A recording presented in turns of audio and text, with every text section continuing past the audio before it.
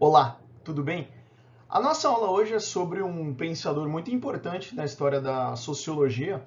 Já nas aulas anteriores a gente tem falado sobre o surgimento da sociologia enquanto disciplina, né? Naquele contexto da virada do século XVIII para o XIX, principalmente o século XIX, com grandes transformações sociais, com grandes transformações econômicas e urbanas. E aí, nesse contexto, a gente já olhou para o positivismo do Augusto Comte, a gente já falou também da sociologia funcionalista do Emile Durkheim. Agora a gente vai olhar para um cara chamado Max Weber. Max Weber, um pensador alemão, um cara que vai fazer um trabalho acadêmico, um trabalho muito importante aí, né?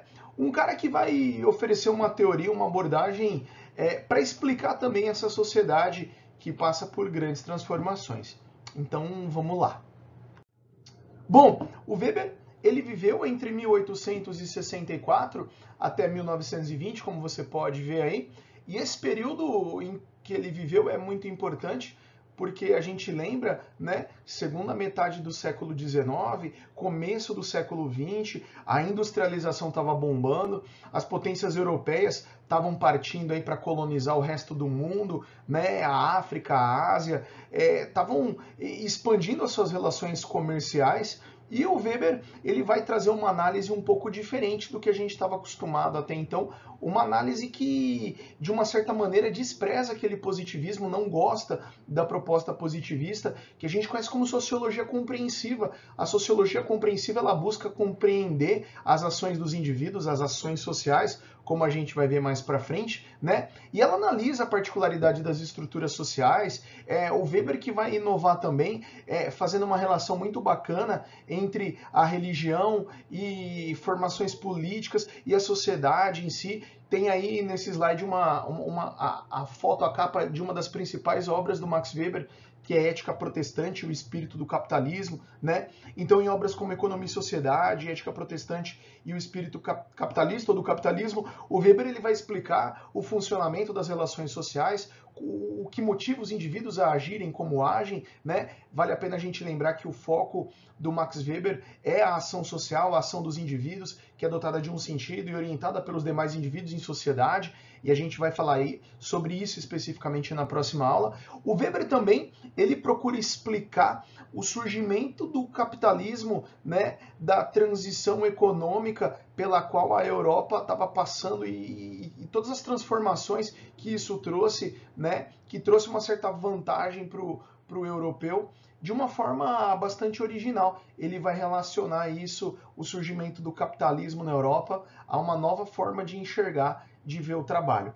Então, aqui na nossa aula, no capítulo 2 do nosso material de sociologia, a gente começa a olhar para a teoria sociológica weberiana, dando uma ênfase, então, primeiro para essa obra, A Ética Protestante e o Espírito do Capitalismo. Muito bem. Na obra Ética Protestante e o Espírito do Capitalismo, o Weber ele se propõe, né, a construir uma teoria sobre a origem do capitalismo. Afinal de contas, diversos grupos, diversas sociedades humanas sempre tiveram relações econômicas. Agora, por que o capitalismo surgiu de fato, né, na Europa? Por que esse capitalismo ele surge entre os europeus? Por que ele se desenvolve, né, na civilização europeia? O que os europeus têm de diferente? O que aconteceu nessa construção histórica e cultural dos europeus para o capitalismo ter surgido lá? De acordo com o Weber, sempre existiu uma espécie de espírito capitalista, antes mesmo do capitalismo surgir. Por espírito capitalista, aqui a gente entende uma vontade de empreender ou uma vontade de prosperar. Afinal de contas, prosperar é uma coisa muito bacana, muito positiva, satisfatória para o ser humano, né? Então, esse espírito capitalista, essa vontade de prosperar, ela sempre existiu para Weber, e essa vontade de prosperar, ela vai encontrar terreno fértil com o surgimento da burguesia, das burguesias europeias. Lembra que aí na transição da alta para a baixa Idade Média, com o renascimento do comércio, com o renascimento urbano, surge uma nova classe social na Europa, que é a burguesia, né? E essa burguesia, ela está inserida numa realidade, num contexto que é a Idade Média, onde o trabalho ele tem uma perspectiva muito negativa, que é a perspectiva cristã, né? A perspectiva católica, feudal, medieval de trabalho, antes do protestantismo, que mostra o trabalho, né? Se a gente olhar no livro de Gênesis, por exemplo, se a gente olha, né, por essa interpretação medieval, o trabalho ele é sempre visto como uma punição divina, quando Deus expulsa Adão e Eva do paraíso, né? Por ter usado o livre-arbítrio de uma forma equivocada, por ter cometido o pecado original, o mal. Trabalho é uma das punições. Então esse trabalho na Idade Média, ele é desempenhado pelo camponês, pelo servo, e o trabalho ele não é uma coisa, né, então, que é bem vista aos olhos de Deus. Afinal de contas, a gente está aqui nesse mundo, está trabalhando, está aqui, né, fazendo o mínimo que a gente precisa fazer para sobreviver, para pagar os nossos tributos ou as nossas obrigações feudais, e a vida boa vem depois. A vida boa é depois que a gente se salvar. Então, esse paraíso, a vida boa que vem depois, não contempla esse trabalho terreno necessariamente. Agora, como que então o espírito capitalista ele vai se desenvolver nessa Europa feudal medieval? De acordo com o Weber, o que vai promover uma grande transformação nessa visão de trabalho é a reforma protestante. E a reforma protestante que vai principalmente através da interpretação calvinista, né? A prática protestante calvinista que vai olhar para o trabalho e vai ver nesse trabalho aqui terreno, né, o trabalho, a geração de riqueza, o acúmulo de riquezas, né, que antes era mal visto pela igreja, que era considerado algo pecaminoso, que era considerado como algo que não agradava a Deus. Agora surge uma nova interpretação, uma interpretação que nos diz que esse trabalho, ele não é se você está trabalhando, está prosperando, se o seu lucro é justo, se você não está se aproveitando absurdamente de ninguém. Então, e se você prospera e a sua vida é boa aqui, isso é um sinal de que Deus está glorificando você. Isso é um sinal de que Deus está satisfeito com você.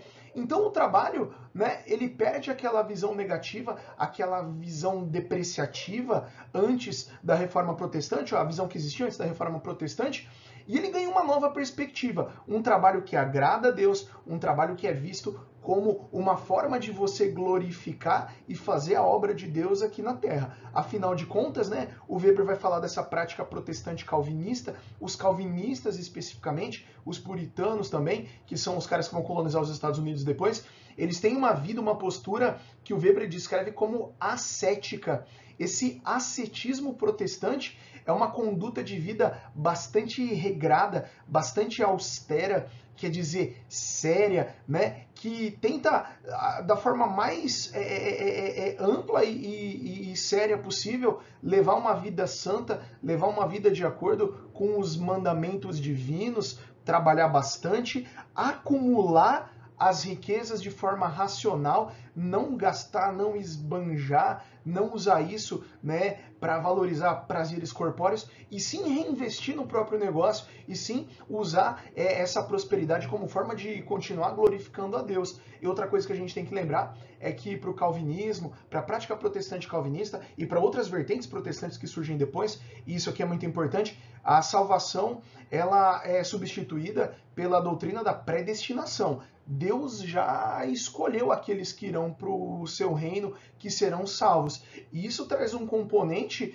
mais forte, um componente bastante sério no que diz respeito à conduta dos indivíduos aqui nessa vida terrena, nessa prática, né, de trabalhar bastante, de honrar a Deus, de prosperar e ver nessa prosperidade como uma espécie de desígnio divino para fazer, né, a obra de Deus aqui na Terra.